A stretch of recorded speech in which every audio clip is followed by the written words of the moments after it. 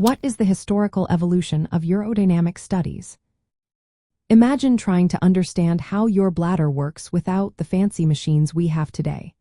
Over the past 100 years, scientists and doctors have gradually built a detailed picture of bladder function. It all started with simple observations of how the bladder and sphincter muscles work together during urination. Early efforts involved radiological imaging and pressure measurements to see what was happening inside the body.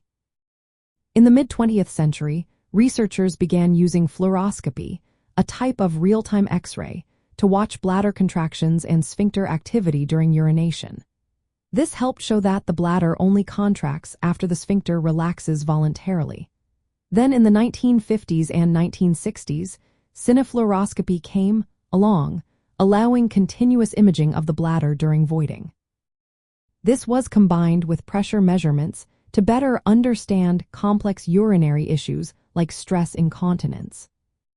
The field of urodynamics really started to take shape in 1969 when the first official meeting of the Urodynamic Society was held. This marked the recognition of urodynamics as a distinct area of study and clinical practice. During this time, the term urodynamic studies became common to describe the objective tests used to measure how the bladder stores and releases urine. Moving into the 1970s and 1980s, there were major advances. Doctors began combining radiological imaging with pressure flow studies, which measure how well the bladder empties. Standardized testing protocols and equipment were developed, making tests more reliable and comparable. Professional groups like the International Continence Society started publishing guidelines and research journals, helping to shape best practices. As understanding grew, it became clear that relying only on patient symptoms was often unreliable. So urodynamic testing became essential for confirming the causes of urinary problems, especially in men with prostate issues or after prostate cancer treatments.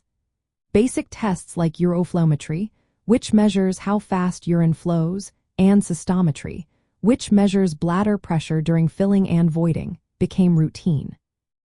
More advanced tests, such as pressure flow studies and urethral pressure profilometry, helped evaluate the function of the bladder outlet and urethra more precisely.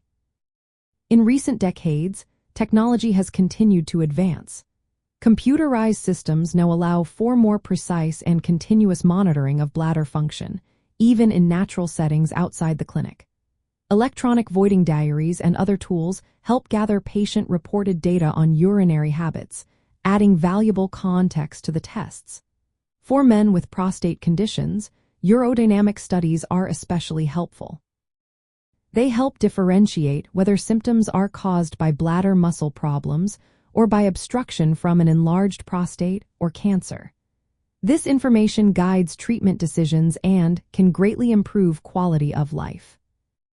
Overall, urodynamic studies have come a long way from simple pressure measurements to sophisticated, standardized tests that provide detailed insights into lower urinary tract function.